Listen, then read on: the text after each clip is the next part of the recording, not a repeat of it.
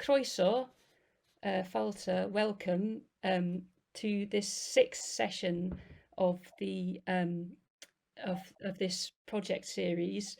This project called Pererin Wyf is oedithriach Mae, I am a pilgrim.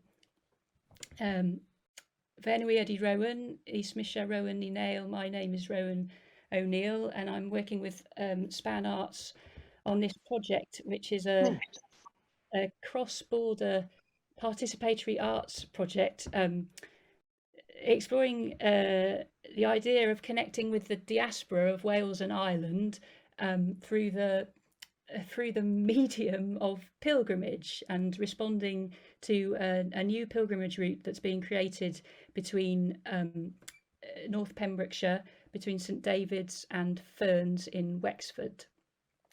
And I'm working with colleagues Jacob Whitaker and Alan Wills in Pembrokeshire, and Rachel Eileanóir and John O'Phelan in Wexford on this project, which is trying to answer the question, am I a pilgrim? And the immediate answer to that question has been Pererin Wyf, which is where the title of the project comes from. It's Welsh for I am a pilgrim, but it's also the title of a Welsh, an 18th century Welsh hymn. And as part of the project, we've been inviting people to sing this hymn, which has in recent years been sung to the tune of Amazing Grace. And we've been inviting people to sing this hymn and to pin it to an online map.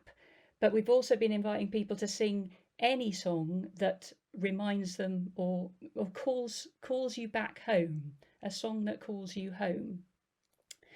So that has been one part of the project activity, but we've also been running this series of seminars, and this is the sixth one tonight, which have been, we started sort of looking at the context of the hymn, and then we've followed different experiences around the idea of diaspora identities, and tonight we have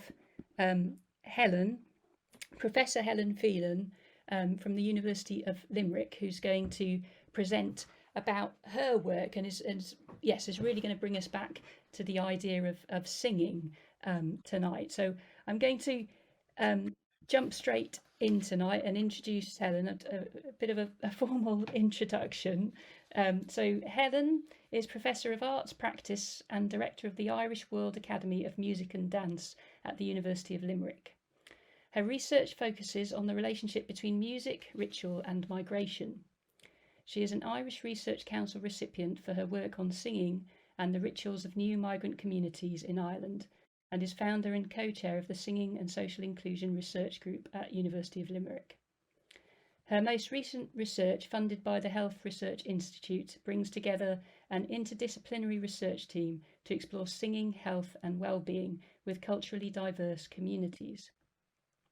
Recent publications include the monograph Singing the Right to Belong, Music, Ritual and the New Irish, and The Artist and Academia, co-edited with Graham Welsh.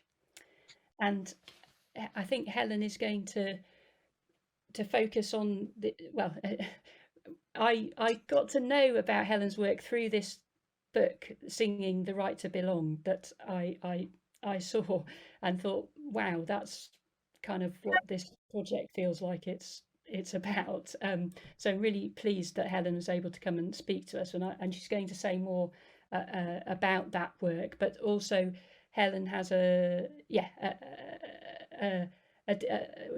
necessarily a different understanding, but more to say about pilgrimage and the idea of pilgrimage. So her talk has sort of been titled "Singing the Right to Belong: Finding Common Ground in the Metaphor of Pilgrimage."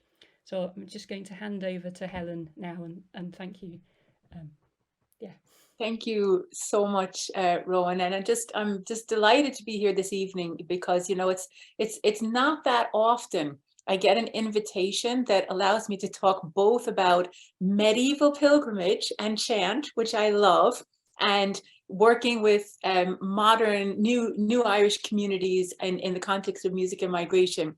And those, in a way, those are my two big research passions and musical passions. And I don't often get an email like I got from Rowan saying, would you talk about both of those together? Because that's really core to what this whole series has been about.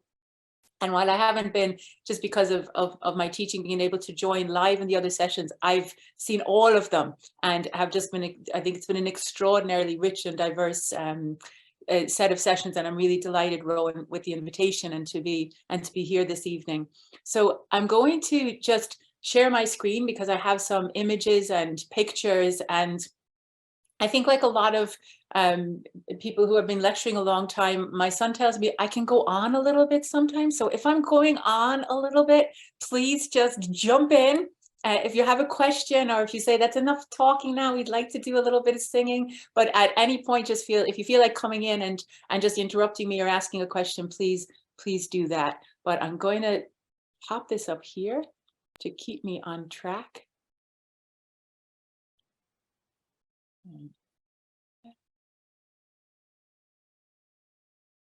How is that? Can we see that okay? Fantastic. Thank you. Okay, so as Rowan said, a lot of what I'm going to be circling around today is this particular book called Singing the Right to Belong. But in a way, I suppose my story that leads to the book starts way back to, I put in two pictures here that you can see from the 1970s with all the quality of 1970s photography. But these are pictures of myself and my sisters. I'm one of 5 girls, and we all grew up in the Bronx in New York City. Both my parents are Irish. And in a way, I chose these 2 pictures because to me, they represent the kind of core pillars of my identity growing up as what I would have considered as an Irish person in New York. And the twin pillars of our identity were very much around that sense of Irishness, learning Irish dance and Irish songs and Irish poetry, but also Catholicism. So growing up, as I said, myself and my 4 sisters, we basically were the church choir. So we sang through our entire childhood. And so when I think back to that time growing up in the Bronx, and I think of those 2 pillars of my identity, it isn't a long jump for me from that to writing this book. And because really what the book was about was how do migrant communities, diasporic communities, like my own family's community, negotiate their identities, and what role does music and singing play in that? Because while those pictures may look like we had a very clear and grounded sense of identity, and that resided in a sense of Irishness and a sense of Catholicism, I suppose as I grew older, I realized that, you know, the foundations of those identities were not that stable. You know, my sense of Irishness growing up, you know, the songs that I learned to sing, like, you know, does your mother come from Ireland, and how can you buy Killarney, you know, which I grew up thinking of as Irish songs, you know. And it wasn't until my family moved to Ireland in the 1980s that I realized, you know, this my sense of Irishness was coming through Bing Crosby movies and Tin Pan Alley songs, you know, which were not easily recognizable as Irish in Ireland. So, you know, that sense, I realized that maybe I wasn't so much Irish as Irish American, and that was a new idea to me. And likewise, you know, when I think about the sense of religious identity that my family had, and how dramatically that also changed, how unstable in a way that was. As I said, we came back to Ireland in the 1980s, and you know, because of the part of the world that so many of you are coming from, I might mention, you know, one of my favorite writers, Colm Tóibín, and I know many of you know Colm Tóibín's work on pilgrimage, and in that book he says, you know, the Irish sense of Catholicism has a very strong relationship that borders on the obsessive with sexual morality. And if you take that as a kind of a litmus test for religious identity, it's extraordinary to think, when I think back on the 1980s, when I came back to Ireland, you know, in 1983, there was the amendment to outlaw abortion. There was the defeated challenge by David Norris, some of you will remember, to revoke the laws that made homosexuality illegal in Ireland. In 1986, the proposed constitutional ban on divorce was defeated by 63%. You know, all of those have been, and within a decade, every single one of those was overturned. So, you know, in 1992, 1993, by 1995, every single one of those was overturned. And of course, that all happened also within the context of the growing controversies that were happening in the Irish church, you know, that began in the early 1990s. First of all, you know, around the stories around Bishop Eamon Casey, Father Michael Cleary, the growing sense, not so much of, you know, human frailty, but perhaps of institutional hypocrisy, and that then leading into the you know the great complexities around institutional education, particularly as run by religious orders. So all of that was happening against that backdrop in the 1990s. So that sense of whatever it meant to be Irish or meant to be Catholic, you know, though I would have grown up, those would have been my teenage years, increasingly became unstable. And that really interested me, because something that had seemed to be very fixed, all of a sudden felt very fluid and very changeable. And as I said, something that I really became interested in was how did music interact with those changes? I became very interested in medieval chant because, you know, a lot of people wouldn't necessarily realize that before the Second Vatican Council, chant was the music of the left within Catholicism. You know, it was associated with people like Dorothy Day, the workers' movement. Classical musicians hated chant because they thought it was populist. You know, it was something that everybody could sing. And again, within a decade and a half after the Second Vatican Council, it had boomeranged over to the right, and it represented an entirely different moral identity.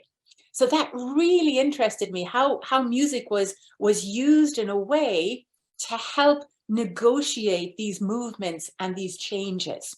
So the way that music itself became a kind of a journey, and through which people negotiated changing identities. And so those threads, if you like, between my own changing identity, but particularly around these areas of, you know, the identities that gather around ethnicity and nationhood, religion and ritual, you know, and how those can change quite dramatically, and particularly when one's own cultural context or national context changes in the context of migration. So those became really things that were of great interest to me, and I'm going to circle back to those later on if that's okay. But you know, having mentioned medieval chant, maybe before I talk a little bit more, I might sing a little piece of chant. And the chant that I chose is a chant of journeying.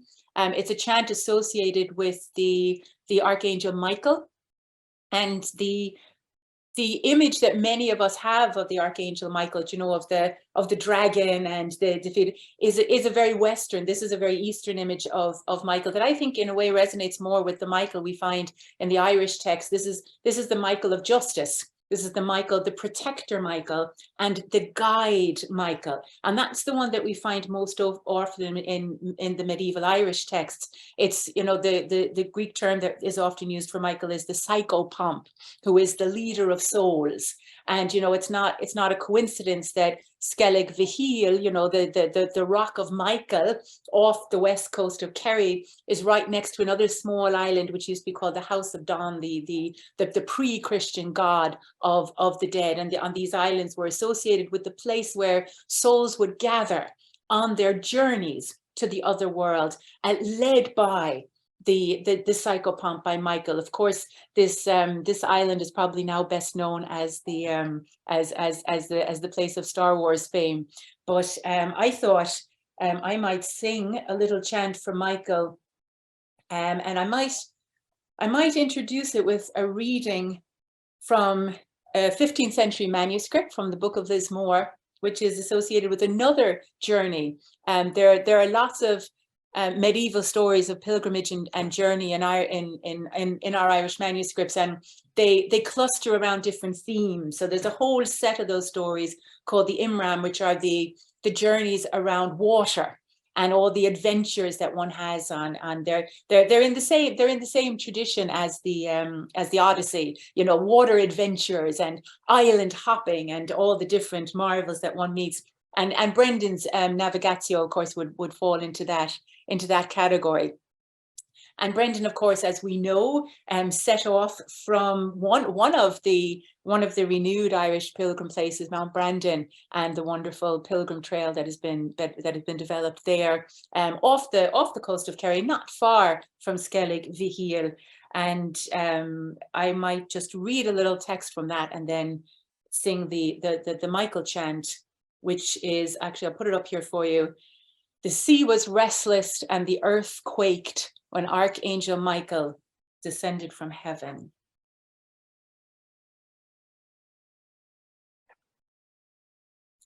As he slept, Brendan heard the voice of an angel from heaven who said to him, "Arise now, Brendan, and God will give you what you seek, the Isle of the Blessed." And he saw a vision of the mighty, intolerable ocean on every side. And then he beheld a noble island with trains of angels rising from it. "I will be with you," said the angel, "henceforth and forever, and I will teach you how to find the beautiful island."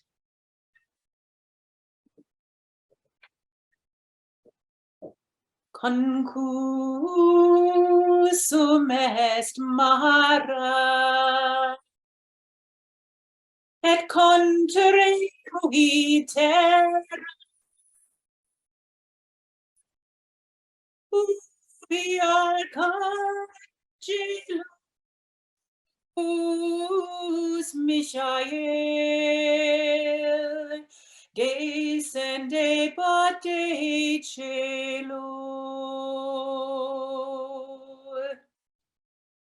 concusum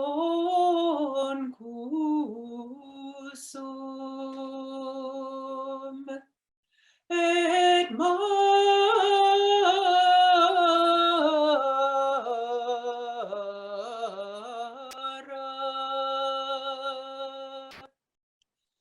et conteremo ite,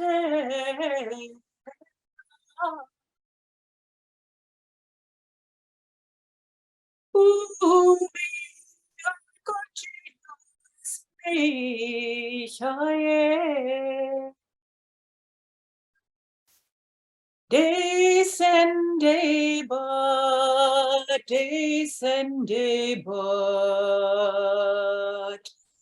descendebit de cielo.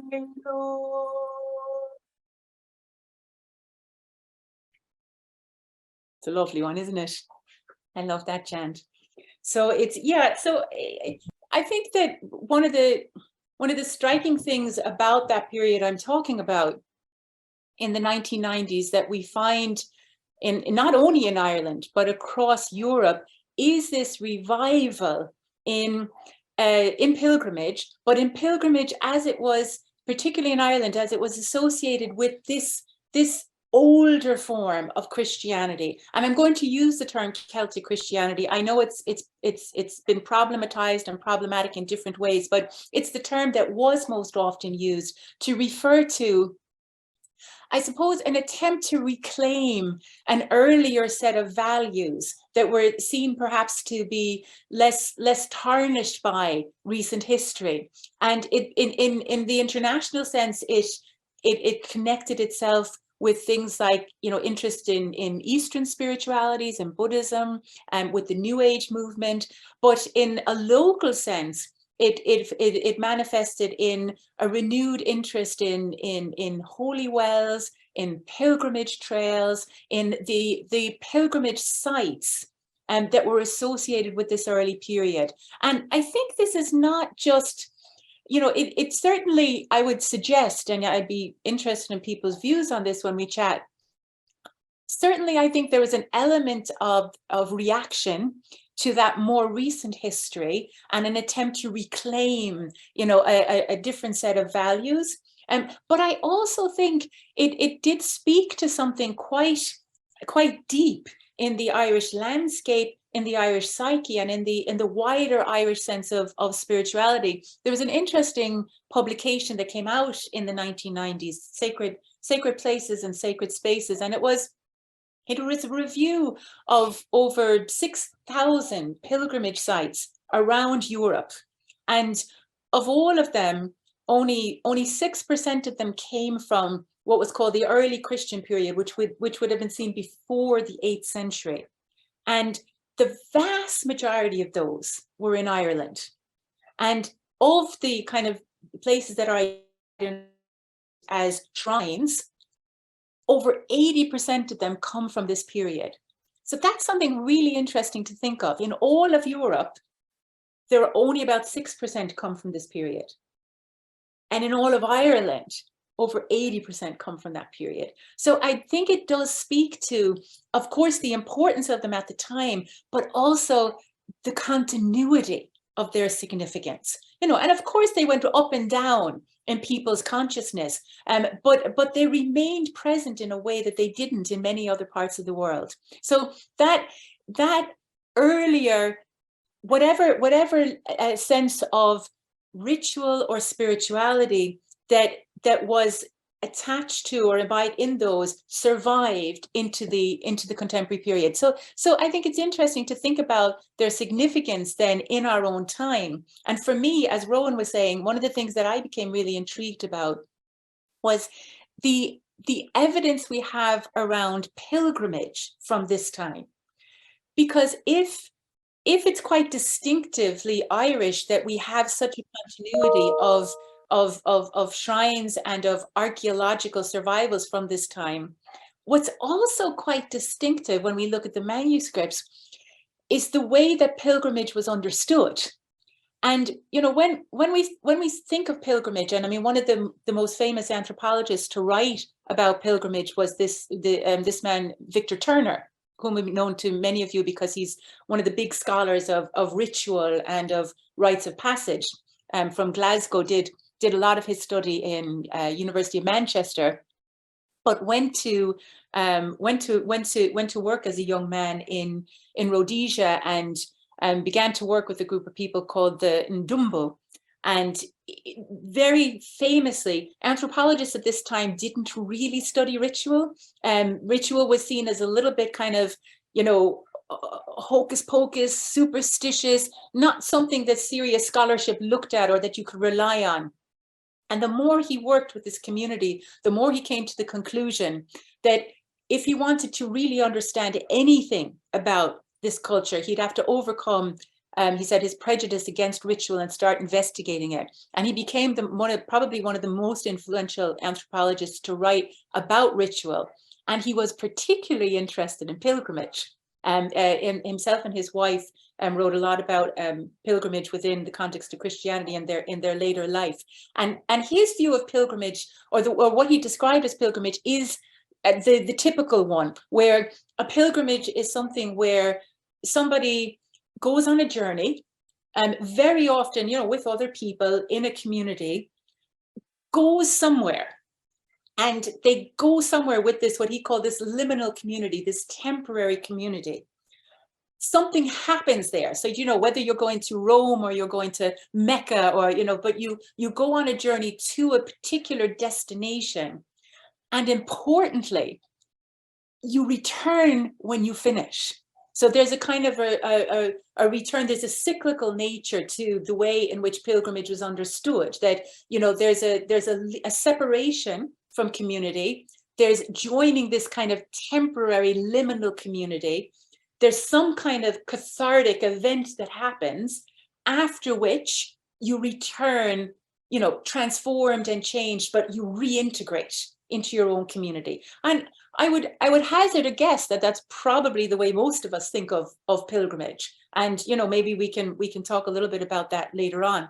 But what is very interesting when we look at the Irish sources is we get a very, very different sense of pilgrimage. And what's most striking about it, it doesn't include the return home. And so the pilgrimage, in the sense that we find one of the earliest texts we have about pilgrimage is the Cambrai homily, the 7th century manuscript, very interesting manuscript because it's a mixture of Latin and Old Irish. So we have some of our earliest examples of Old Irish texts. Another lovely, I think, Welsh connection with this one is that it has lots of triads. Triads were the Celtic scholar Kuno Meyer said, the two cultures, medieval cultures, that were most obsessed with triads were the Irish and the Welsh.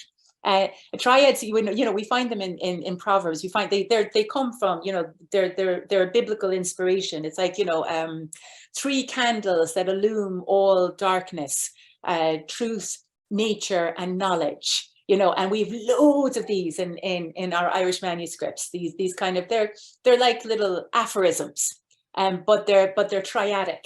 And we find them a lot in the Welsh manuscripts as well, which is it's a lovely connection. And this particular manuscript, the Cambrai homily, has lots of them. But it all earliest examples of what were called the 3 martyrdoms. And in Irish, in early Irish spirituality, obviously one form of martyrdom was called the red martyrdom, and that was dying for Christ. And you can kind of pick up in the Irish manuscripts, they were a little disappointed we didn't have too many red martyrs. Like the introduction of Christianity into Ireland was relatively little bloodshed. It was assimilated and accepted. So the very pious early monastic communities, in their zeal to show their willingness to martyr themselves for Christ, created other forms of martyrdom. There's which they call then the green martyrdom, which was the ascetic life. And then what I think is really interesting for us, the white martyrdom. And the white martyrdom, the peregrinatio Christo, was leaving, departing everything you knew and going on a journey for Christ. And these were the journeys where people would get into their little boats and end up on Skellig Vihil and set up new foundations. These were the journeys that brought Irish monks all over Europe to, from St. Gall to Bobbio to, Bordeaux. But this idea, and this is what I mean, this view of pilgrimage, which is leaving, going into the unknown, and not necessarily coming back, is very, very strong in the Irish medieval material and very distinctive to other understandings of pilgrimage. And I was really intrigued by that. And when this revival in Irish spirituality, began, or Celtic spirituality, in the 1990s, what was very interesting was that it also overlapped with a resurgence, yes, of pilgrimage around Europe, but also of migration. And that's where the two worlds began to come together for me. And there's, I'll just have a few little quotes here from the anthropologist Philip Bowman, who says it might seem surprising in the 1990s to discover the pilgrimage underwent a widespread revival in Europe. And this is, I think, the interesting bit, and it's directly related to the new consciousness of the movement of peoples across the continent. So we find this whole revival and pilgrimage around the same time that there's a very significant change in migration patterns right across Europe. And of course, as we know, these will become very relevant in Ireland as well. And then what's, I think, particularly intriguing for us is the connection between this and music. So again, as Bowman said, pilgrimage is unimaginable without music. Song, chant, prayer, procession, dance, ritual. These are the essential materials that narrate pilgrimage. So this connection between pilgrimage, migration, and music became really central to the way that I suppose I was trying to understand, you know, what is this idea, this if I could call it this Celtic medieval idea of pilgrimage, of travel without destination. How does that resonate with contemporary migrant communities, and what role might music play in that? So that became a really, really core and important question for me, and it dovetailed in a way with the very dramatic change that started happening in Ireland in the end of the 1990s, around that period that, you know, we often refer to now as the Celtic Tiger. And, you know, maybe to put this in perspective, when we think of Ireland and migration, you know, from the you know, the mid-19th century, which is of course the period of the Great Irish Famine, up until the end, you know, the period right before I'm talking about, the kind of 1980s. 1981 that's the year that my family came home to Ireland, so we're part of this chart. But up until that time, as you can see, Ireland was not a country of inwards migration. We were the country in Western Europe that had the most consistent patterns of emigration, of people leaving the country. And this, as you can see, it paused briefly when we entered the European Union, but then really until the 1980s, into the beginning of the 1990s, this was a consistent trend. So think about that: 150 years of essentially outward migration. Very, very little inward migration. The kind of inward migration that we would have experienced would have been primarily, usually from the Irish diaspora. So it could have been people retiring home to Ireland, people like my own family who, you know, had migrated and then came back to Ireland, what were called countercultural migrants. So people very often from Northern Europe who would come to Ireland to have, you know, a more back to nature life, you know, who would have settled in West Cork and in around Killarney, you know, and became part of the whole the slow food movement in Ireland, a lot of them. But very, very few people from outside the wider Irish diaspora or Western Europe, in that small group of inward migrants. And the big change to that, of course, started happening in the late 1990s, in that period that we call the Celtic Tiger. And again, interesting to see that word Celtic reappear in that context. And what is most striking, and again, just I put these up not particularly for the figures, but just to see the direction of the graph up until the 1980s. And this is the graph for asylum applications to Ireland from 1992 to 2000. And again, you can see in 1992, we had, I think, 38 asylum applications in Ireland. And by this particular period that I'm talking about, by 2000, the number had gone over to 10,000. Of course, this is a drop in the ocean compared to other countries, but as you can see for Ireland, we hadn't had new asylum law since the 1950s, since post World War II, because we hadn't needed it. So the reason that I bring this up to 2000 is because in the year 2000, and those of you from Ireland might remember this, you know, we would have seen pictures on the evening news of, you know, queues of people applying for asylum outside the Department of Justice in Dublin. And, you know, the government introduced what was called a policy of dispersal in that year, which basically meant that, you know, people who were applying for asylum were put on buses and sent all around the country and to different parts of Ireland. And in the year 2000, I finished my PhD, and I was walking across the courtyard at our university, and there was like a fair on, and I saw a stand for this new organization called dros. It's the Irish word for door, and it was saying, you know, they basically were saying, we've just heard a number of asylum seekers are going to be sent to Limerick. They're going to arrive within the next month. We're a local grassroots organization that we've been set up to help support the arrival of asylum seekers to Limerick. And they were looking for English language teachers.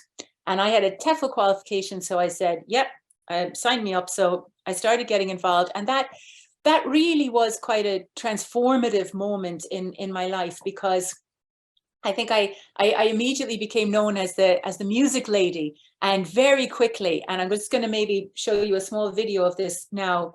The first group who approached me were a group of asylum seekers from the Democratic Republic of the Congo, saying, we want to start a choir, and can you help us? And it was a church choir they wanted to start.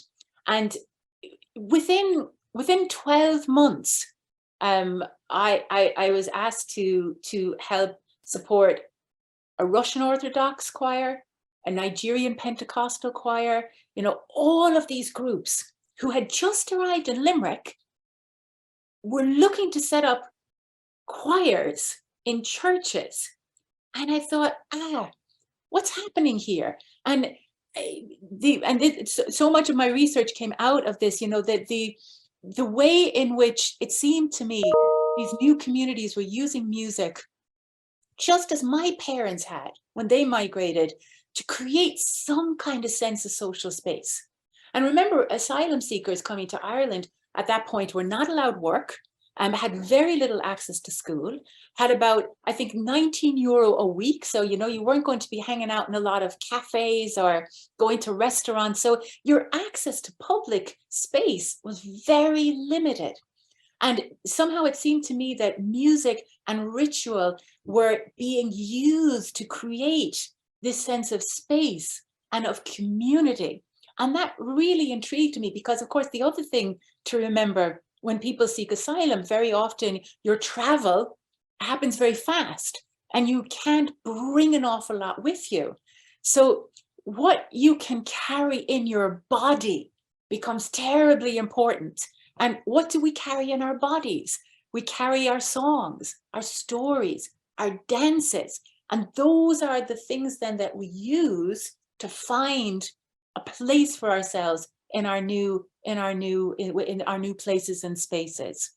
So I might just share a little video with you now, if that's okay, which was about, it was a little news clip done about this first group who set up the very first choir from the Congo in Ireland. Let me see now if this will work, and Rowan, you can tell me if the sound is okay. Hopefully it will be. A busy Limerick city street might not be what comes to mind when you think of Congolese music. But in the building next to me, that's exactly what you'll find, as Congolese choir group Eileanóir fine-tune their music skills to entice new players into the fold. Oh yeah, this solo no lingia.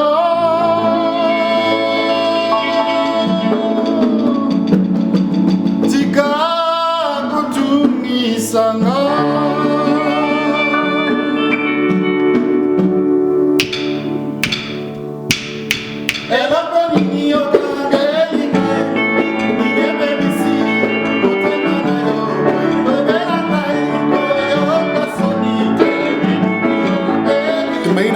Is to bring music to all.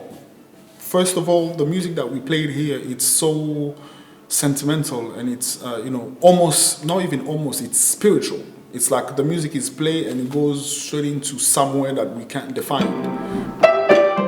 The Lingala word for hope, Eileanóir is looking to recruit new members from all backgrounds.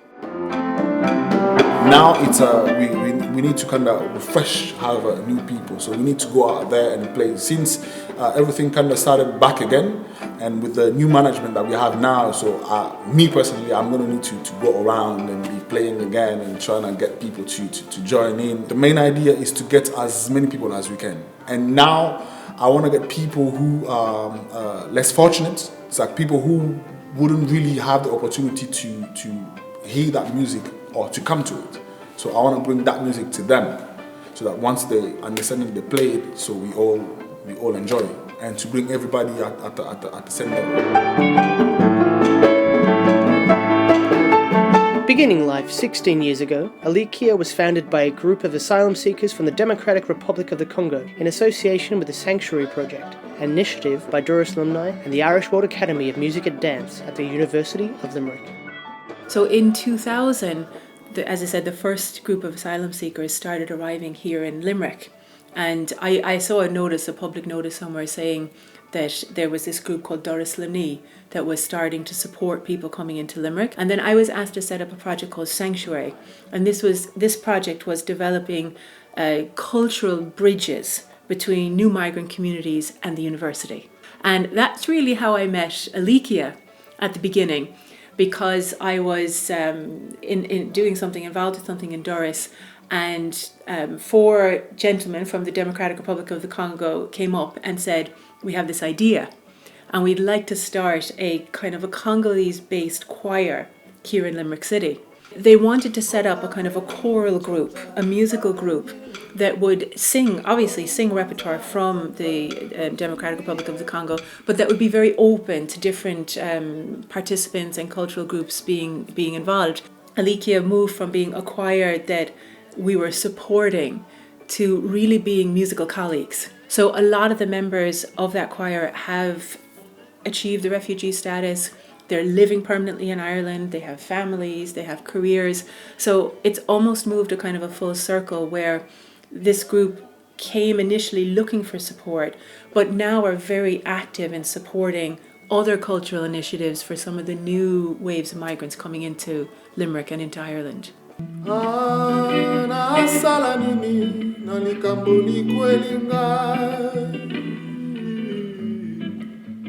Integration is a byproduct of the art that we're trying to bring attention to. It's very personal to work on this music, and to work with these people and assist them the same way many people of Eric's generation are trying to change the narrative when people think of their country. Because to me, music shouldn't be divided. Music has to have the same level everywhere. That's my aim, It's like to get people at the same level and doing music, regardless of where they're coming from. We put all the differences aside. We concentrate on the music itself. Andrew Roberts, Limerick City.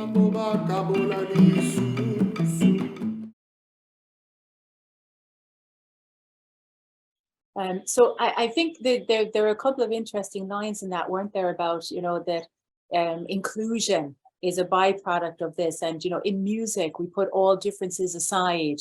And that's what really interested me. How does music do this? And I set up this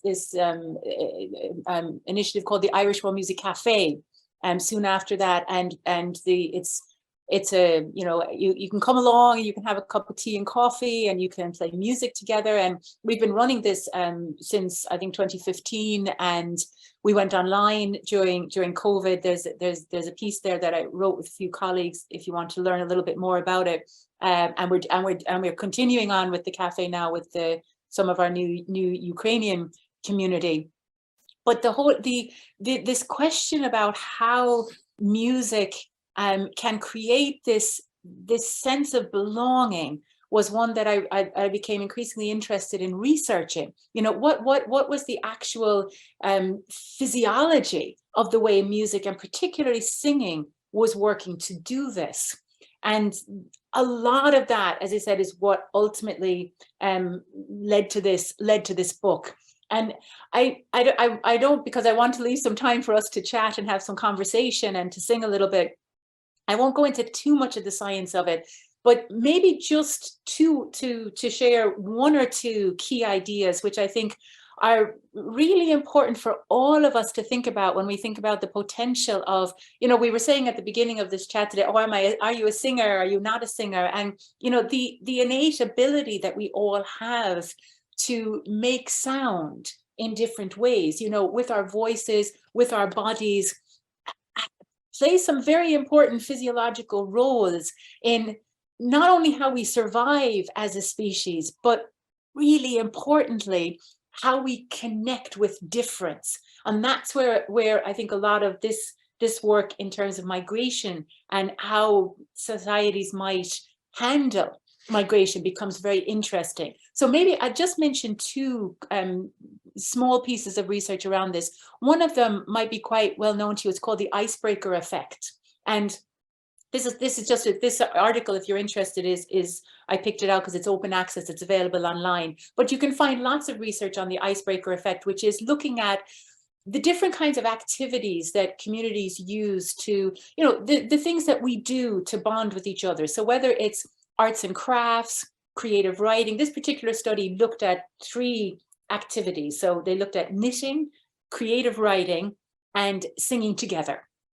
And they tried to measure to what extent these different activities help to facilitate social bonding. So it helped to make people feel closer together. And they did that by measuring, by looking at like hormonal levels, which can give us an indication of people's sense of well-being. And we often get an enhanced sense of well-being when we feel close to other people. But also looking at things like attunement. To what extent do our bodies literally start to attune with other bodies? How our heartbeat will start attuning with somebody else's, our breath will start matching itself to somebody else's. So these are all indications of social bonding.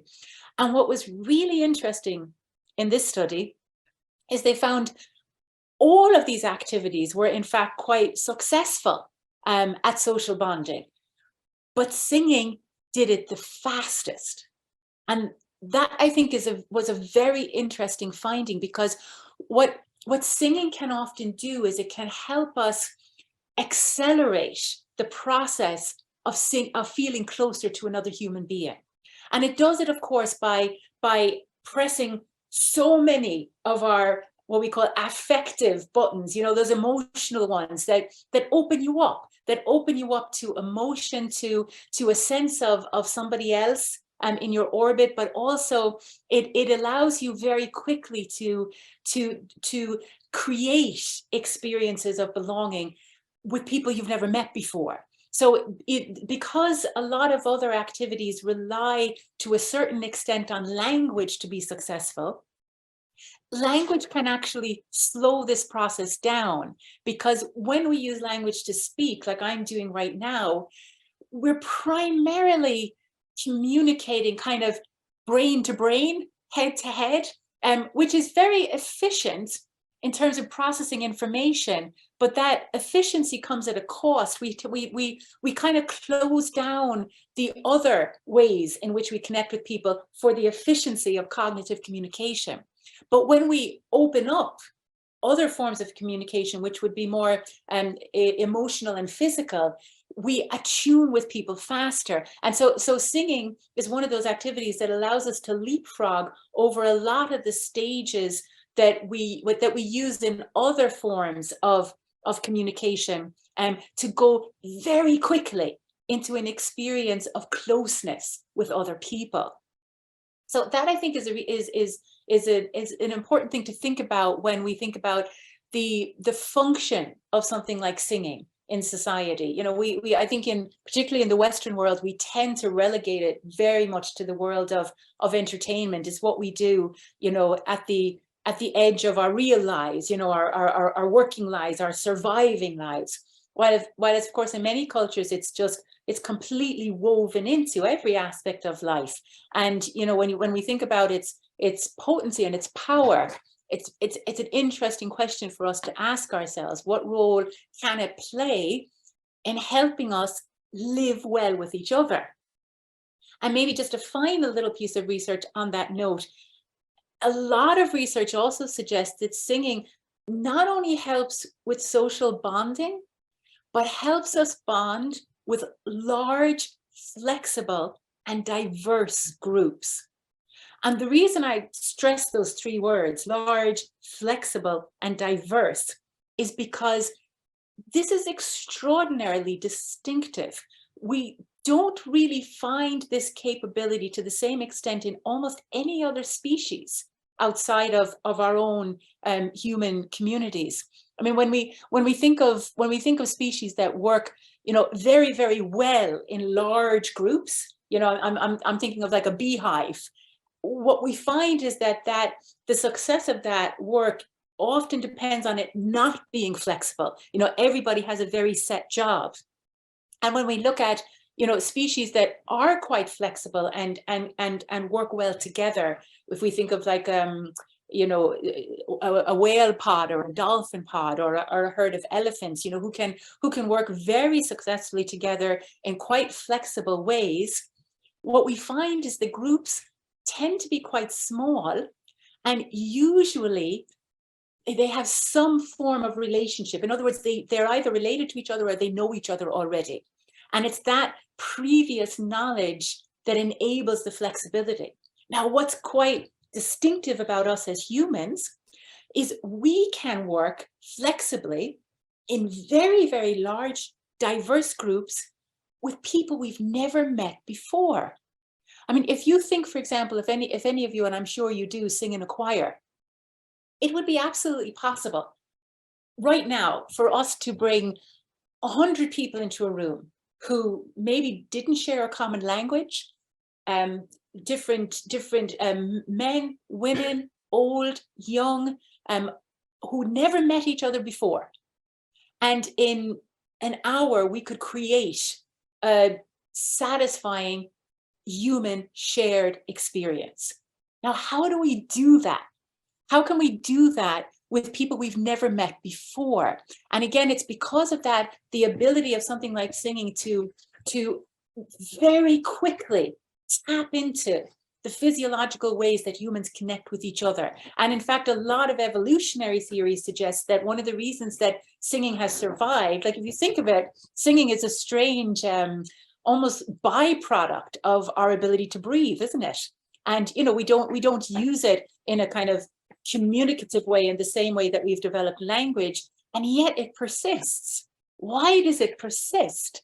And you know, one school of thought within evolutionary theory is it persists precisely because it is one of our strongest and most effective tools for bonding with other human beings. So maybe to put our money where our mouth is, we might try a little experiment over it. This is, of course, all of this is easier to do when we're in the same room because we can literally sense each other's bodies. But it's not impossible to have some sense of this even when we're in an online experience like this. So I took one of the songs that I learned from Eileanóir, and maybe just before I share this with you, just to say a small word about, you know, something I think that's very important in this context, which is the whole question of cultural appropriation, because there's a fine line, isn't there, between cultural sharing and cultural stealing, and it's a line that we've become very sensitized to in our own time, and it's very important in the context of migration and diasporic communities because this is these songs are they have a value and a meaning within particular communities and beyond those communities. So I always and only sing songs that I've learned with permission, and you know, part of I think the cultural respectiveness or respect is always in a group to see, you know, if I'm sharing a song in a different language, to see, is there anybody, you know, in our call right now who comes from this community or who speaks this language, and to invite them as Indigenous speakers or indeed as singers to share that with us rather than myself. So I just check in with the group if there is anybody, and if not, I'd love to share this with you. Will I give it a go? Yeah, I think so. Yeah. Lovely. Yeah.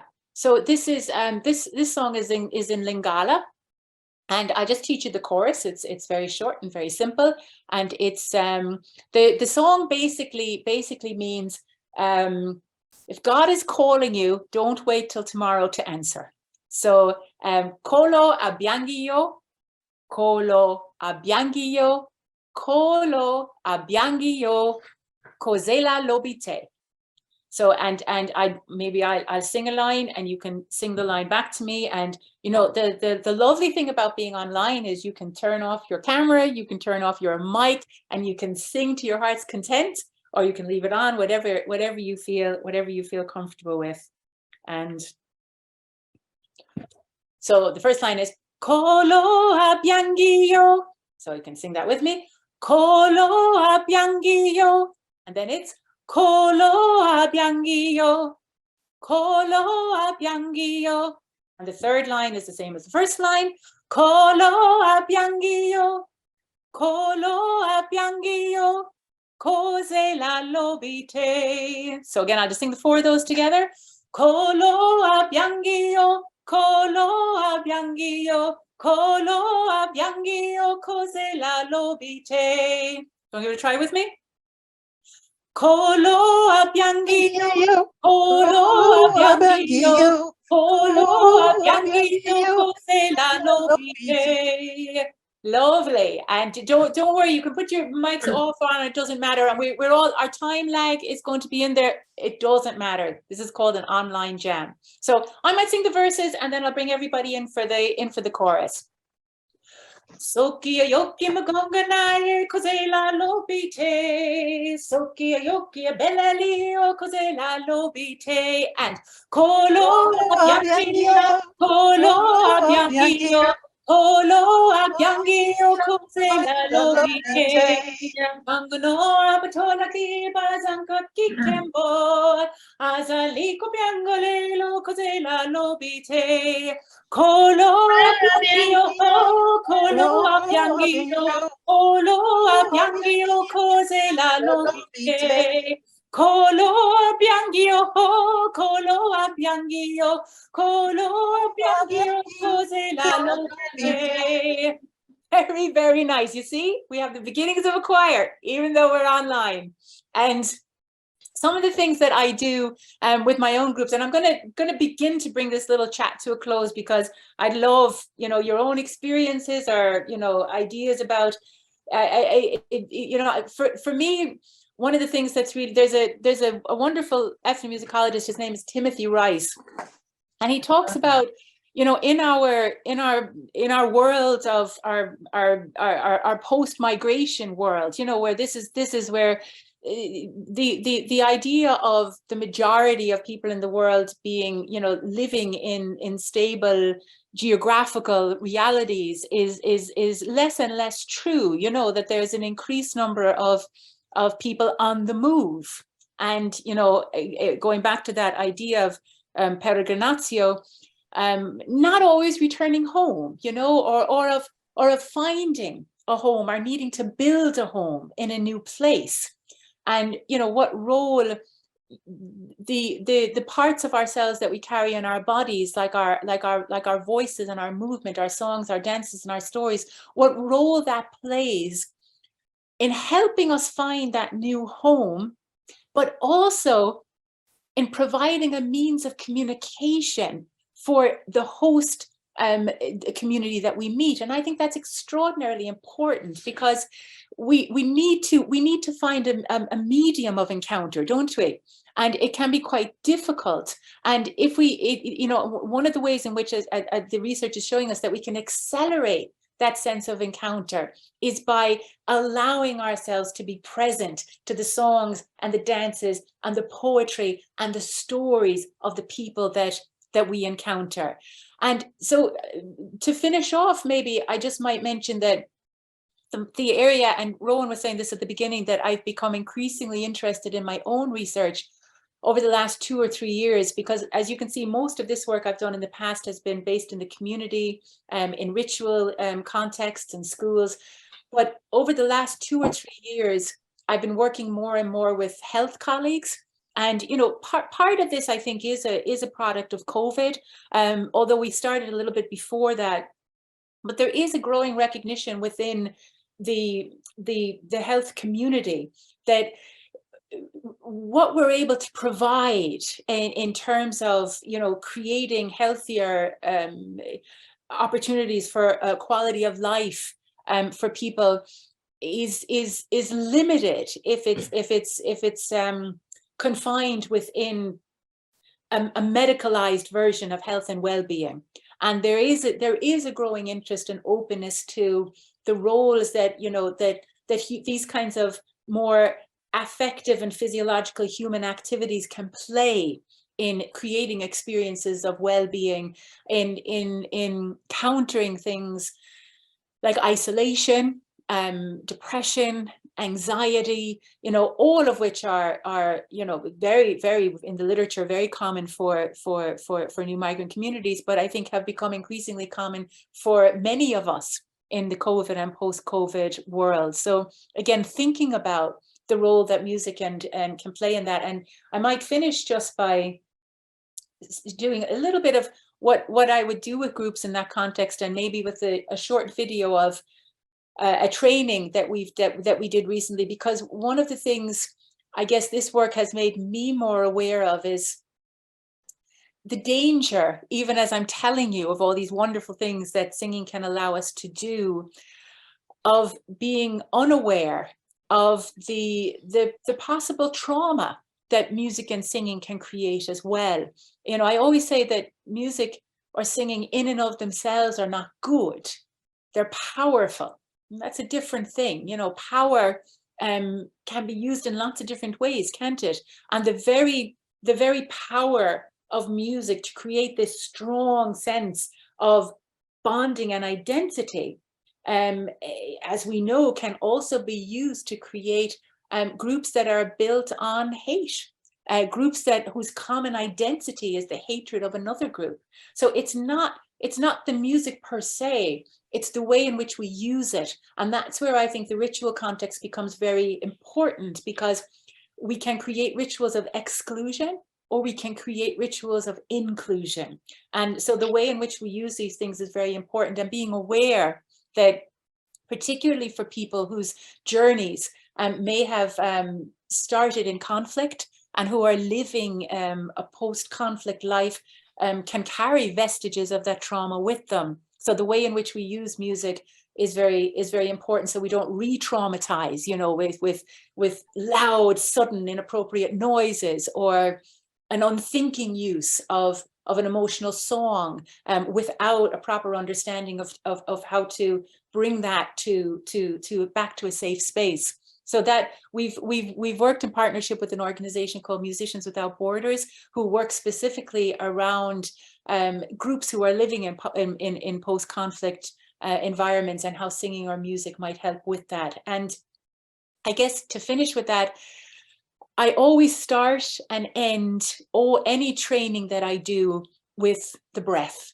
because the breath is, as we know, it's the source of all singing. It's the source of life. You know, it doesn't get a lot more existential than that.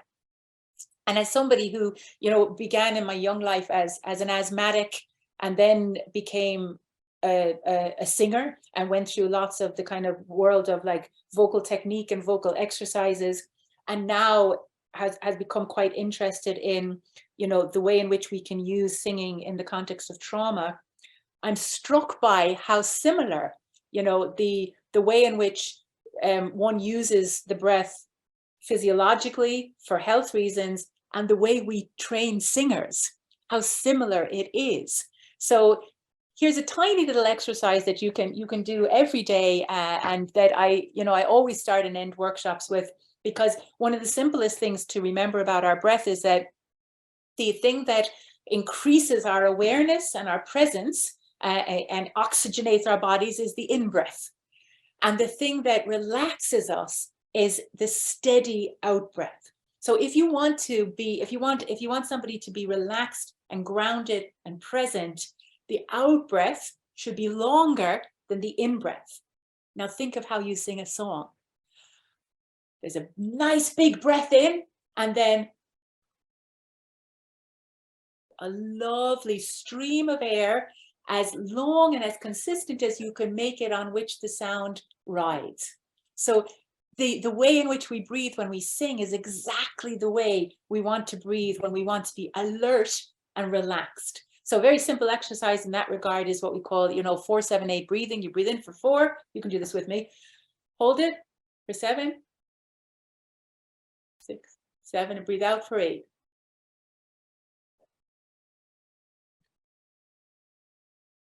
Breathe in for 4, nice big breath. 2, 3, 4, hold it for 7. And breathe out for 8.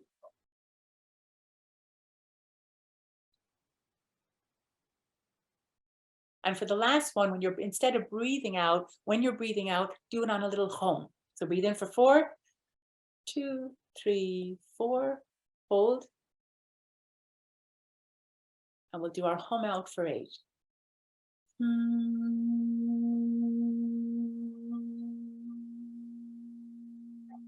Lovely. And if I, when I have more time with groups, I'll ask you, we repeat that over and over. You can invite people to feel, what does the hum sound like on your lips? What does it sound like in your face? What does it sound like? You can move it through different parts of your body. And then you start listening to somebody else's hum. And then we do a little harmony within that. So there's all kinds of ways you can build it up, but you always start and end with the breath, as all music does. So Rowan, I had a final video there about the work with Musicians Without Borders, but I'm wondering, will I play that, or would you rather have a little chat, or what's your feeling? How long is that video? I think it's about let me see, it's about 10 minutes. Maybe, well, should we see if there are any questions now? Yeah, and sure, we can come back to it if people want, or maybe that's, as I said, I knew I'd talk for too long. So, but I hope that just some of those threads, which really intrigue me, which is that the thing I was saying about Timothy Rice, and I went off on a tangent, is he talks about roots and roots. Roots, R-O-O-T-S, where we come from, the ground out of which our tradition comes, and roots, R-O-U-T-E-S. Where we journey to, back and forth, and that, a strong, inclusive culture has to have both kinds of roots. And I think that the metaphor of pilgrimage is a very strong one for trying to understand both of those things, particularly in that context of migration in our contemporary world. Yeah, thank you, Helen. That's really it brings kind of all the threads together. I don't know if anybody has any questions they'd like to ask. If you'd like to raise your hand. Caroline. Yeah. Can you hear me? Yes. I know I've trouble with my mic.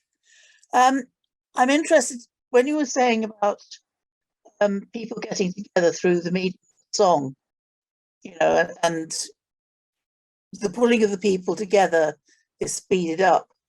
It's much faster in that context. I was interested in that because my late husband was a professional musician, guitar vocalist, and at one point he was crewing my father in a small yacht in the Med. And if they went into a bar, he used to look around, and if there was a guitar, he'd ask for permission to play it. And the one thing that seemed to get everybody in the bar or the cafe together was if he sang a Beatles song. Yeah. Because they knew the words, they all joined in, and suddenly it sort of became like a party. And because of, you can imagine Greek islands and so on in the summer, all sorts of nationalities there. And it was the one thing that really got people close together and singing. And I was, your take on that. Yeah, Caroline, I had almost exactly that experience last week at the cafe, because as I said, a lot of the people who are coming these days are coming from the Ukrainian community, and so we sing a variety of songs, we invite people to sing, but somebody started singing Let It Be. Everybody started singing, and again, it was just a touchstone song that everybody knew, and as you said, immediately there's a sense of community, there's a sense of togetherness. And the other thing I think that's really interesting about what you're saying there, and I think any of us who have ever like that gone into a pub, gone into a sing-song, gone into a club, there's something lovely about being able to socialize with people but not being under pressure to talk to them, because that can be quite stressful. You know, if for lots of reasons, you know, maybe there's lots of noise and you can't hear very well, or maybe, you know, you don't know the person very well, so you're not quite sure what to talk about. Like when we first got on the Zoom today, you know, we never, you know, we don't all know each other. So do I talk? Do I not talk? What do I say? But I find this all the time in the cafe, and any of us who have, you know, lived in a country where you're speaking a language that's not your native tongue, it's also exhausting. You know, it's hard work. It takes a lot of energy.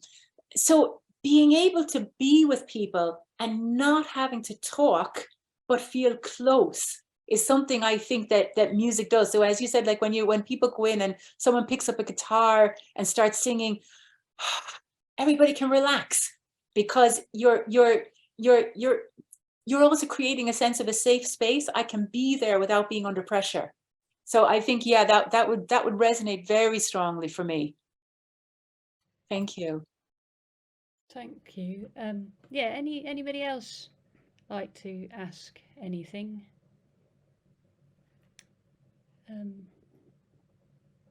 I was just thinking that at the end of so the last session we had, Helen, was Catherine Dunn was talking about her work, The Irish in London and Unconsidered People.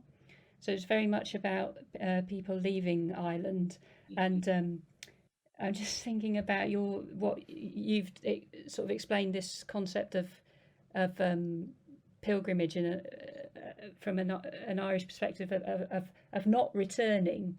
And somebody asked a question at the last session, which was, was what we had been talking about there. I guess, was it right to consider it in terms of pilgrimage? But what you're saying gives another dimension to that, to the movement of people and not necessarily being able to go home.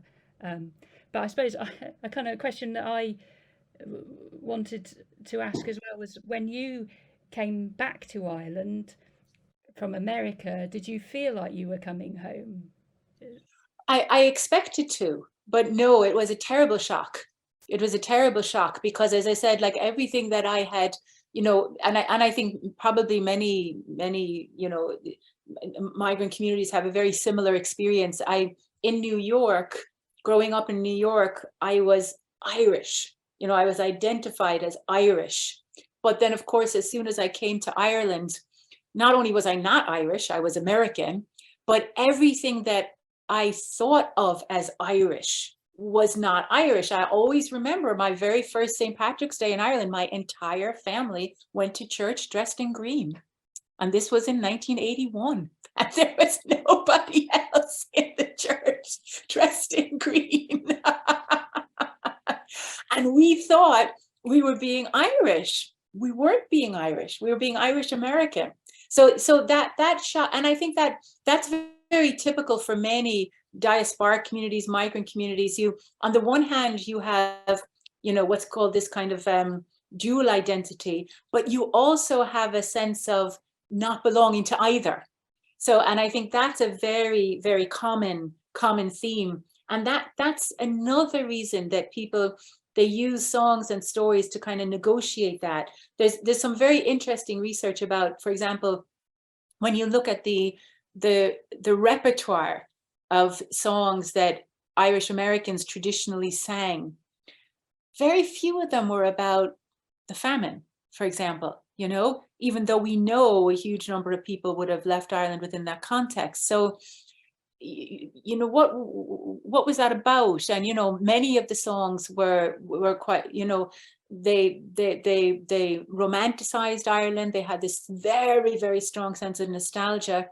So you could, you know, you could call that a kind of denial, or you could call it survival. You know, you could call it, you know, the way that people use songs to survive in other places. And I think we find this whether we're looking at, you know, the literature that's produced by diasporic communities, or the songs, or the poetry, there is this negotiation going on all the time. And I think, Rowan, that point you were making earlier about the non-return, and that's what really struck me when I started looking at the pilgrimage material in the Irish medieval manuscripts. because of course, that was a very common experience for migrants from Ireland, probably less so now, but it certainly was. And it is absolutely the majority experience for people who migrate as asylum seekers. You know, the possibility of going home is very, very fragile. So I think that thinking about that in terms of the revival that our contemporary interest in pilgrimage in Ireland, and from what I understand, it would be similar in Wales, is very strongly linked to that early medieval historical period, isn't it? You know, like the in Ireland, like the pilgrim trails that we're reviving, and that many of them are historically located in that time. But their idea of pilgrimage was quite different to the one that we've learned to believe. So I think for me, that's very important to think about in terms of when we're wondering about people who have left home, and you know how they're creating new homes. I think it's worth thinking about what we might be able to learn from the revival of those historical practices and their potential role in our contemporary world. Yeah, I was sort of interested in what well, you just thinking about, you're saying there that people didn't necessarily sing songs of the famine, but and what you were saying about when people carry the song with them, and that, I can't remember her name, but there's a researcher who's been doing quite a lot of work on collecting songs on the Aran Islands, I think, but she's also been doing stuff in American. There was, I think he was a Catholic priest who collected a lot of songs, and she's done a lot of research on him. But it's this thing about how the Sean Nos tradition sort of developed and stayed strong. But it's that idea that you had nothing, all you did have was your voice. So yeah, why it's not a song with an instrument? I think that's what I'm trying to say. But hearing you say that in relation to contemporary migrants in Limerick as well, it's just sort of resonated. And it's probably worth saying, Ron, it's not that, you know, instruments don't have similar effects, but the sounds and that we produce out of our bodies, of course, because it's coming directly from, as I said, from like, say, when we make percussive sounds, or when we dance, or when we sing, those ones that come from our bodies seem to happen faster. So it's not that instruments can't do it. You know, we a lot of these things will happen, particularly percussion. Percussion is very, very good at, and this is percussion as in clapping, body rhythm, drums, dancing, and percussion is very effective at the attunement piece, the physiology of, it's why armies, developed marching, because it allows people literally to walk in step together. So there's lots of different ways that we can do it. But yeah, I think you're right. I mean, the thing that intrigues me about it is that from what we know, every culture seems to do this in some way. And yet, when we look at the way in which we politically and legally address some of the big challenges of our time, we don't tend to draw on it as a resource. We, as I said, we'll use it at the kind of soft edges of, cultural events, but actually thinking about how we could embed it into our response to issues around migration, isolation, mental health. I think there's a lot of work that we could do there. I think Rosemary had her hand up. Did you want to ask? I really enjoy this, Helen. It's really, really good. I want to say several things. First of all, that I totally understand what you say about our physiology. Even if you're not singing, this can happen. And especially if your own energy is similar to somebody else's energy, you have this sort of merging, and I've had lots of experience of this. I am a member of WHOON, which is the Welsh Arts and Health Network. I've been part of this for a long, long time. And all of what you're saying is beginning to happen with the medical people understanding. We've been working a lot with the NHS over the last however number of years. And it's just brilliant. And going on from that, I've been trying to get GPs to accept creativity as part of, I'm an artist and I sing, although my voice isn't like it was, part of on prescription. And here where I live, they've actually got dance on prescription at last, which is great. And the other thing is that I'm not actually practicing it at the moment, but I'm a practitioner of something called life music, which Professor Rod Patton from Chichester University trained me in. And I was running sessions, and people come along stressed, and I've got all my instruments here actually, and by the time we'd sung, and well, we start off with a holding form, just clapping or something, go on from there and play the music and sing and dance. People so free, but sadly where I live now, I'm not able to get the participants as I was, because it's a different sort of community. But I am doing some workshops locally.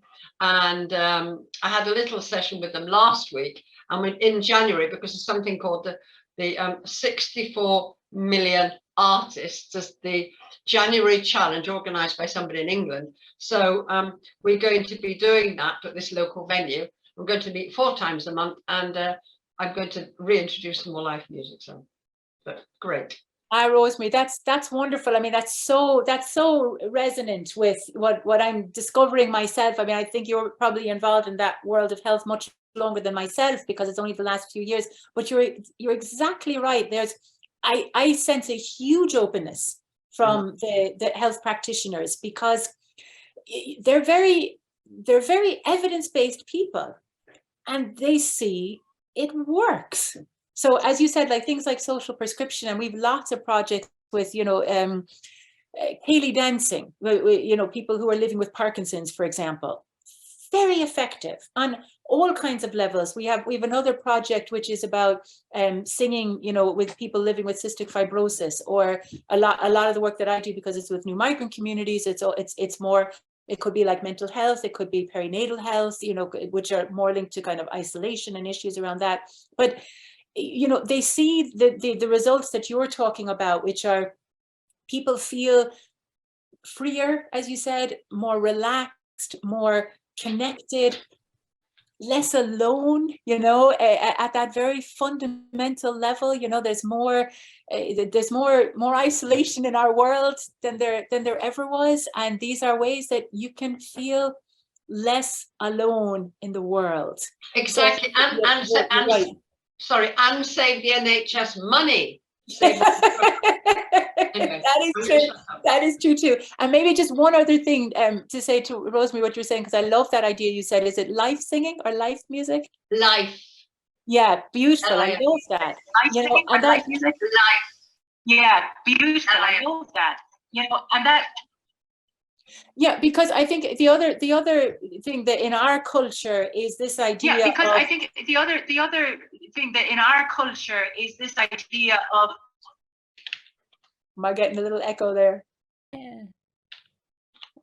Yeah, of the perfect voice, which is very often associated with the young voice, and that's not the case in many cultures. The voices that are really revered are the older voices, that because they hold tradition, they hold the story, and there's no sense whether you sing out of tune, you can't sing the notes. It doesn't matter. You have something to communicate to the community, and that's extraordinarily important. So I think what we value in singing is very, very important too, and opening that out to be more inclusive.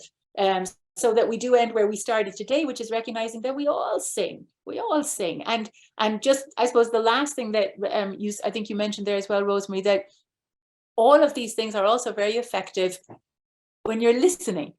Do you know? So listening to music has many similar effects to actually producing it yourself. So, you know, just creating spaces where more and more of that is happening.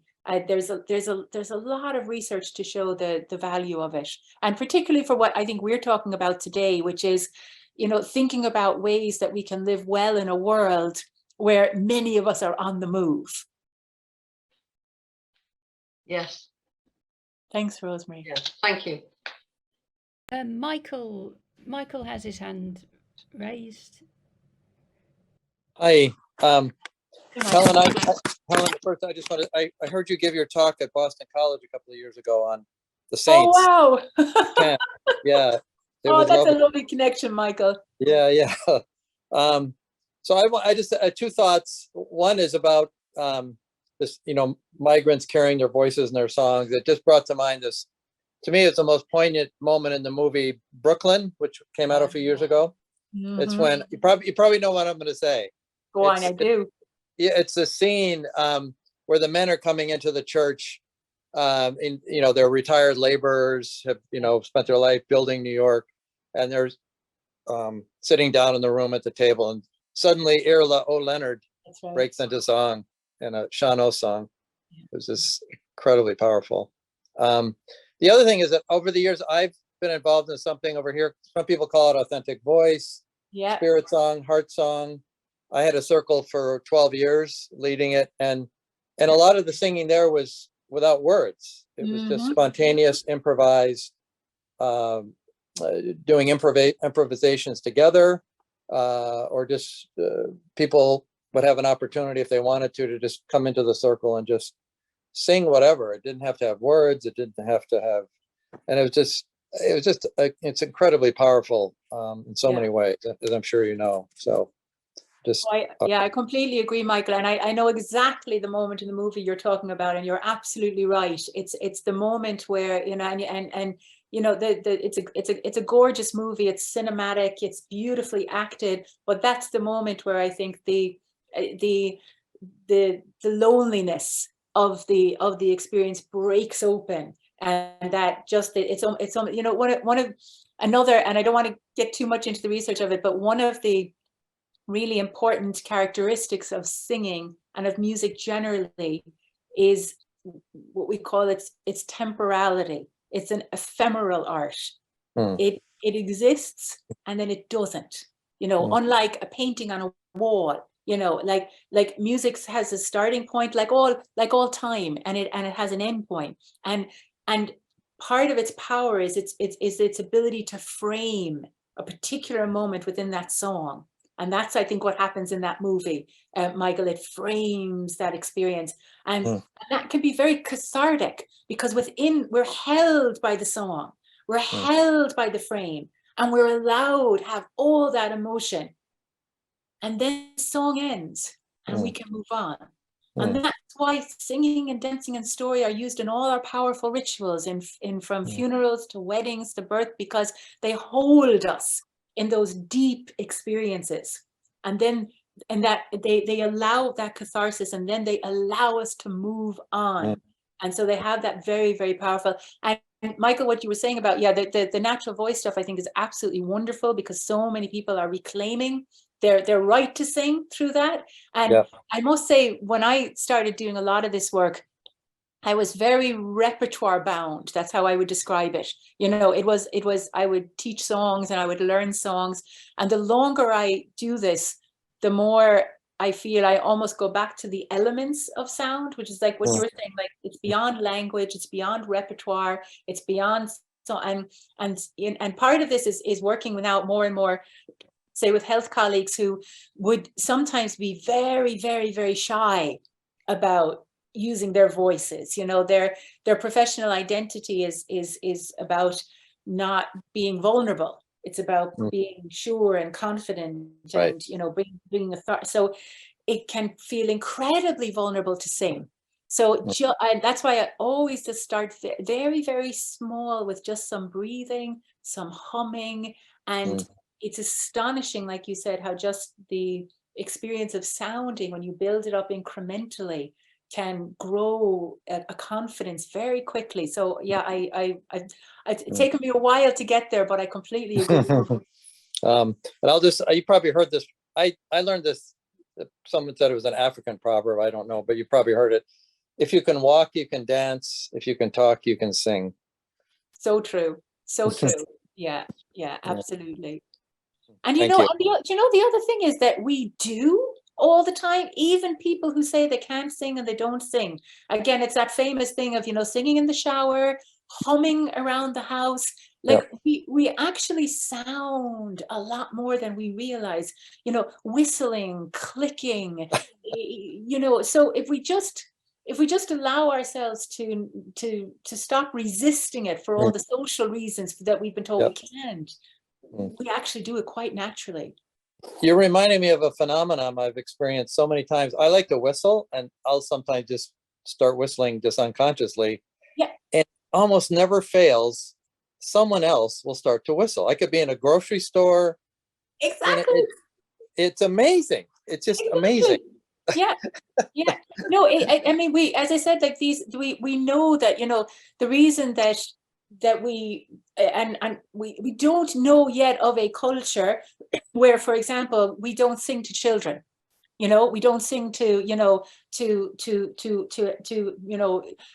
help calm children down, or with games or playing, and because it's completely instinctive to communicate in that way, and because it's a way of it's how the child learns. They mirror that, so it's hardwired into us to mimic when we hear those sounds. So as you said, you start whistling, somebody starts doing that, they don't even know they're doing it. Exactly. Right. That's part of its power, because it's a very, very fast way to create a connection. Yeah. So lovely. Thanks, Michael. Thank you. Thanks, Helen. I just wanted to thank you for tonight, because you've opened up so many ideas and conversations, but I just wanted to say that I totally understand what you're saying there. I was just thinking of my collecting work with the nursing home residents, and there was a lovely moment, I suppose, when I started collecting with this man in particular in his early 90s. When I asked him, did he sing or did he play music? He didn't. He said, no, I didn't. But then he went on to tell me about quite a lonely conversation about the barn dances that were had in his house when his siblings left to go to America. So they were kind of on this pilgrimage, I got that sense from him, but they never mentioned the word return. They never talked about it, but there was just known at that time, at that dance, at that event, that was the last time they were going to see them. And he talked to me about all the songs and the music and the dancing that happened, on these occasions, which happened every time a sibling of his left. And so it was quite lonely, his relationship with music and song and dance. And then at another event I organized with him, we had traditional singers there, and one traditional singer sang The Rocks of Bawn. And I noticed Paddy, his reaction was, it was very obvious. And I asked him afterwards, I noticed that you really connected with that song. And he told me that his father would have sang that song at those barn dances when the family were leaving. And I suppose after that, this comes back to that social prescribing idea. Yeah. Myself and Paddy worked together to learn that song. Paddy had never sung, but that connection with that song brought his family back as such to that place where he wanted to go back to. So Paddy sings The Rocks of Bawn. He listens to it on YouTube the whole time. And it's just that power, I suppose, of our songs and the place and what that evokes within us as a people. That's that was a very powerful moment for me. I would understand the connection with songs as a singer myself, but when it happens in that capacity with somebody older, the older generation who have huge respect for, and the stories that they have. It was just a very powerful moment, I suppose, that will stick with me forever. That a man in his 90s who I met initially would say I didn't sing, and then he goes to learn a song that brings him back to that place that he knew he could never, his siblings were never coming back to, you know. So That's so beautiful, Rachel. That's so beautiful. And like as you're telling that story, it's like when Michael was telling the story, like I feel we're with that man, you know, in that story and the memory. And again, if I could just share something again that I think is really interesting in the research, is that the experience of singing or listening to singing, the parts of our brain that activates, particularly the amygdala, which is that kind of, you know, the seat of emotion. It's the part that connects us, as you're saying, with memory. So it can evoke memories of the past, but it's also the part that connects to imagination. And again, I think that's really interesting, this connection between memory and imagination, because in a way, and you know, this for me with migrant communities is really important, because memory is connects us with where we've come from. And imagination allows us to imagine where we might go. And again, that's a journey metaphor, isn't it? And if music is able to do both of those things, that's a very strong temporal bond, that because part of the problem with, as you said, with when you leave home or you don't return, part of it is that you become dislocated. You can't connect because you're literally not there. But these activities of singing can create those connections. They can evoke the past, but in a way that allows you to also imagine a future. So I think that's part of the power of it, isn't it? And there was one other thing, Rachel, when you were talking, that occurred to me, when you were saying about the barn dances and you know, another really interesting thing about these very powerful moments of emotion is that we often combine both. You know, I imagine there was great crack at those barn dances, even though it was an extraordinary, lonesome thing that was being celebrated.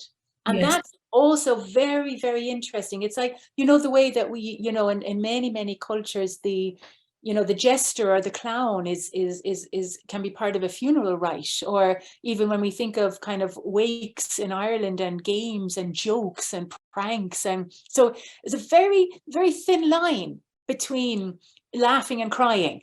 And the way, you know, the way we sing or celebrate, I think allows us to walk that space. Sorry, Rachel.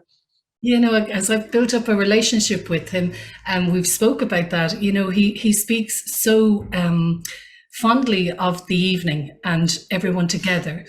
But then there's this immense loneliness because he knows they're going away, but they don't speak about it on that night.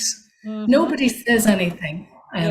They're all engrossed and connected through that music, through that celebration, through the song, through being Irish. And then they go. And it must be, you know, that conflict between those two emotions is extremely hard. But as a people, how we manage it, how we navigate through it, and how we deal with it. And I think singing allows us to hold the paradox there of that conflict you're saying, you know, like we've so many songs, don't we, that we sing when we get together to enjoy ourselves, that are terribly sad, you know, and vice versa. Like at sad occasions, we sing funny songs, and you could call it a contradiction, or you could call it like the ability to hold paradox. And because so much of life happens in that space, doesn't it? You know, it's you know, as we know, like tragedy and comedy turn on a dime, and that's where I think that all of our, I think, art, ritual, allows us that very, very rich experience of those life paradoxes, which maybe are more efficient human capacities don't allow for as much. And we, you know, the efficient ones are very good at certain tasks, but we need, I think that's why we need to sing, and we need art, and we need ritual, because it allows those, you know, otherwise I think we'd explode, because how would we manage the paradox? Yeah, thank you. That was lovely. Thanks, Rachel. Wonderful.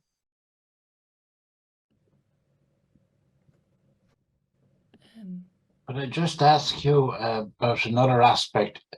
When I was young, which is quite a while ago now, the spree, you know, the communal sort of get together in a house.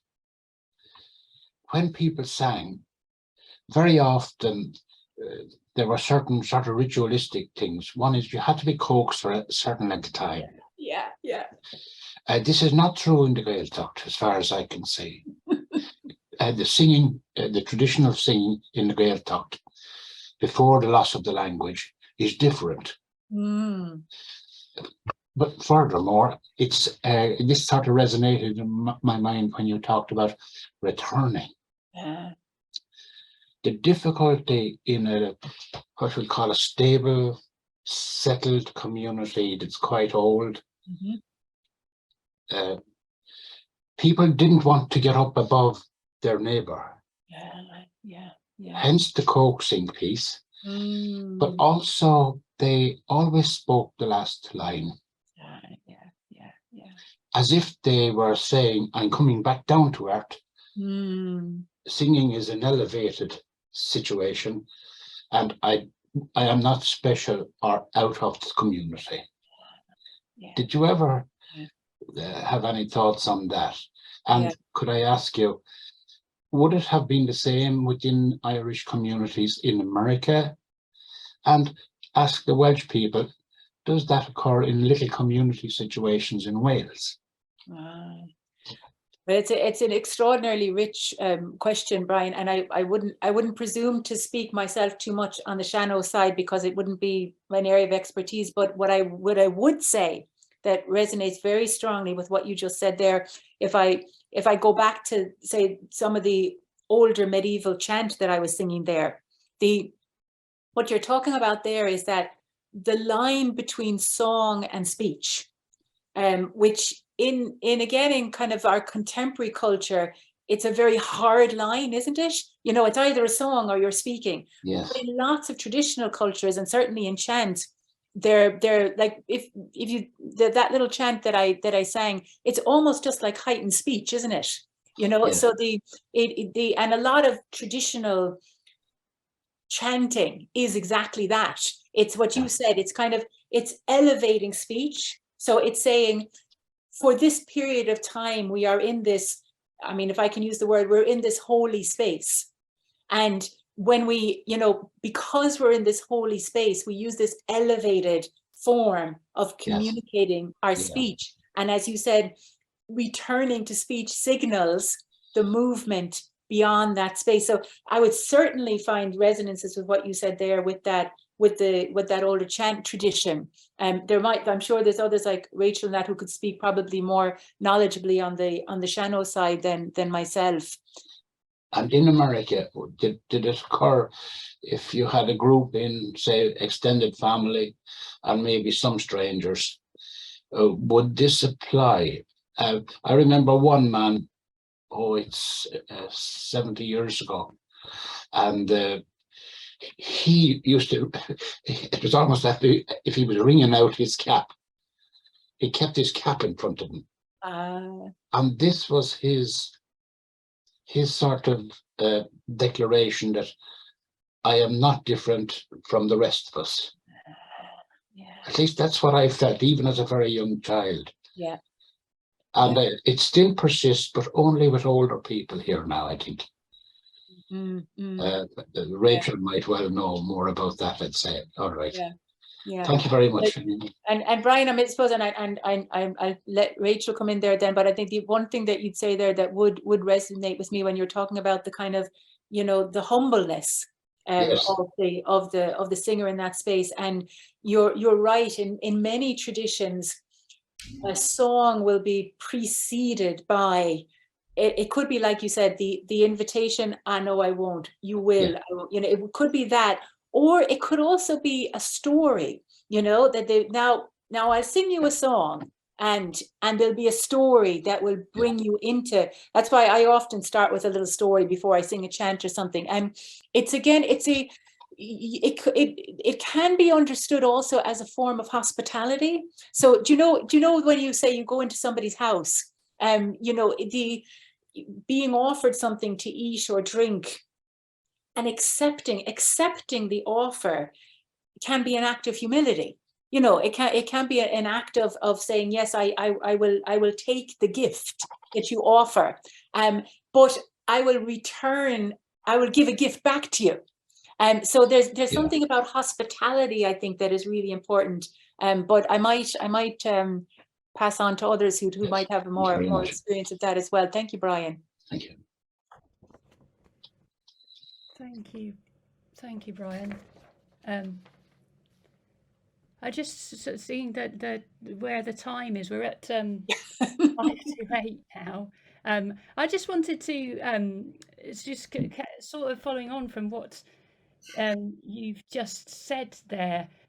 It's just a nice way to bring us back to the project a bit as well, actually, because it's just something that I picked up from the book. Ritual singing provides a way of being which objects to any saying of no to the other. It's difficult to always say exactly how singing embodies this, but many writers have noted the particular value of singing with others to facilitate a sense of saying yes, or what theological writers sometimes call grace.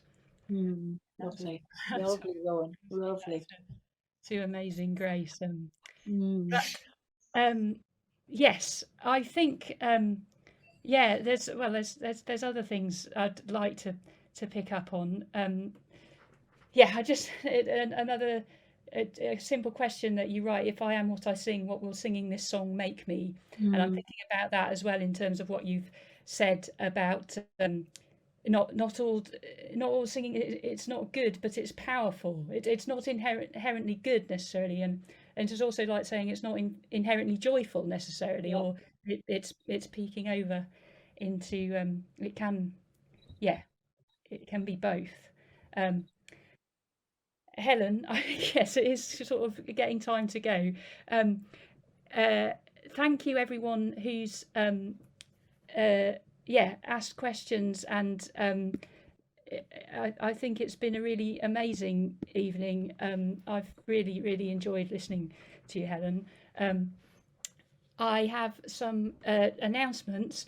I'm conscious that John and Rachel need to go because their children are performing in Annie at the Athenaeum. Rachel's gone up to get her seat, so I have a few minutes because I have to have the dog on at 10 past. Go. Yes, anyway, but the announcements are, in terms of the next sessions, this is our last session of this year. Thank you everybody who's come. We'll be starting again in the new year on the 12th of January, when actually Rachel and John will be presenting about their work. For people in Pembrokeshire, on the 7th of January, there is Cwr Pawb meeting in Llynderwen, and they are learning the hymn Pererin Wyf. So if you wanted to join a choir and sing that hymn, that's your opportunity to do so. But these sessions start again on the 12th of January. And what I was going to do, again, I've got sort of to bring me back to the map. Helen writes at the end of her book about a poem titled Home by Paula Meehan, who was a professor of poetry in Ireland, describes singing as a kind of homing device or a map of a tune. And it goes on to write, the singer is home when she can recognise and ritualise her own song. When the song that is in me is the song I hear from the world, I'll be home. It is a song simultaneously sung and heard, created and gifted. It offers us momentarily the right to belong. So thank you, Helen. I think that's absolutely beautiful. And what I want to do now is to play us out, I was going to share. Rachel has posted a song on the map. Beautiful. And I was going to play that to play us out this evening. And Rachel and Era and Chulen. Thanks so much, Rowan, and everybody. It's beautiful. Thank you, Helen. Beautiful. That was really, really good. Thank you. Thank you. Thank you so much. It's been fabulous. Thank you.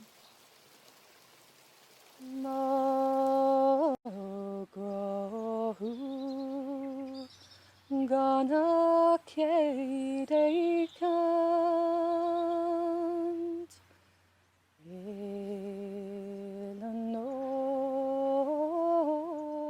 Eileanóir na rún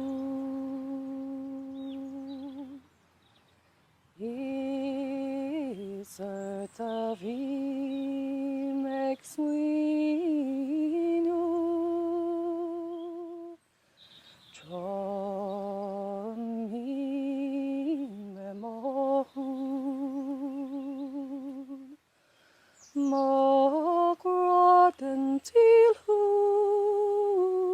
is small céad shark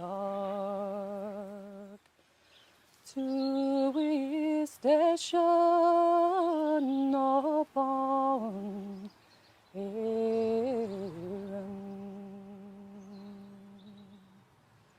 Every just soak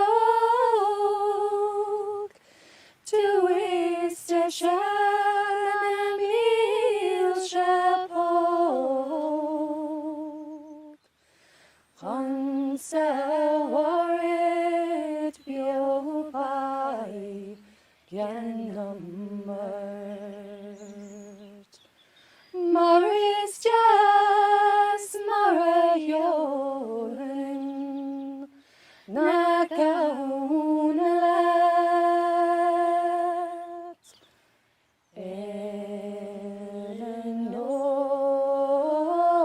Eileanóir na rún Vi buaki gomalashi na lone ground Vi buelaki godogashi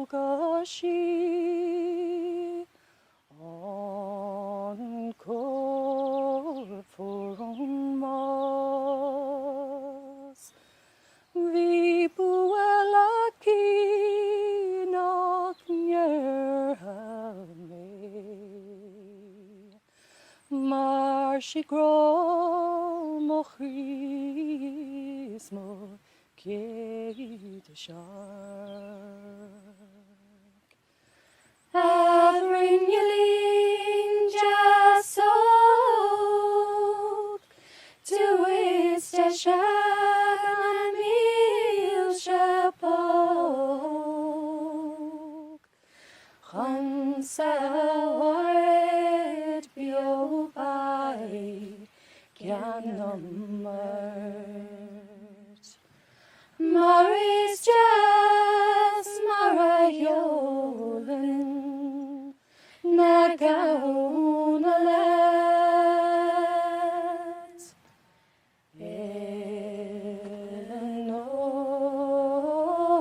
Eileanóir na rún On jacatu no on vanatu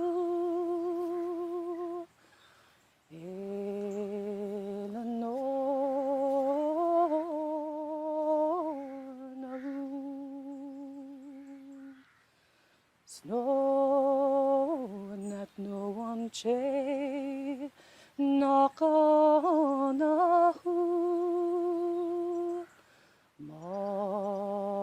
Machwyd until is a star Oh Jach meis ni on me. Smat at non an cheinach on me. Everyn Yelin jasog to his station meal shepherd. Hansa warit yo by Ganamert. Maris just Marayolin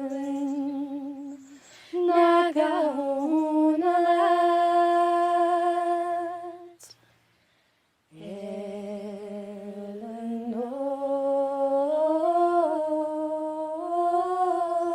Eileanóir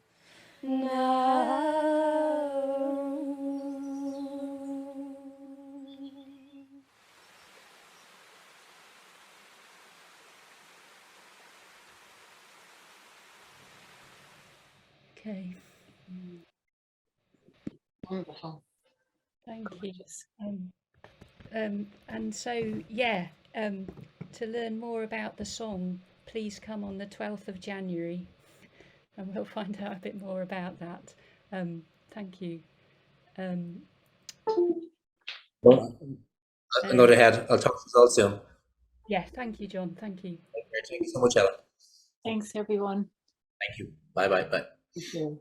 Bye Oh, bye. and I'll have to say goodbye as well. If I'd like to say I got all dressed up. Recording but I'm stopped. actually going out for our Christmas party tonight with work, so hence my lovely red dress. Well, enjoy. Thank you so much, Helen. It's been really excellent. Brilliant. I'm looking forward to the next session. Thanks so much for the invitation, Rowan. Yeah. Bye, Brilliant. everyone. Bye. Bye. Thank you. Thank you. Thanks. Bye. Thank you. Nostar. Nostar. Nostar. Nostar. Nostar.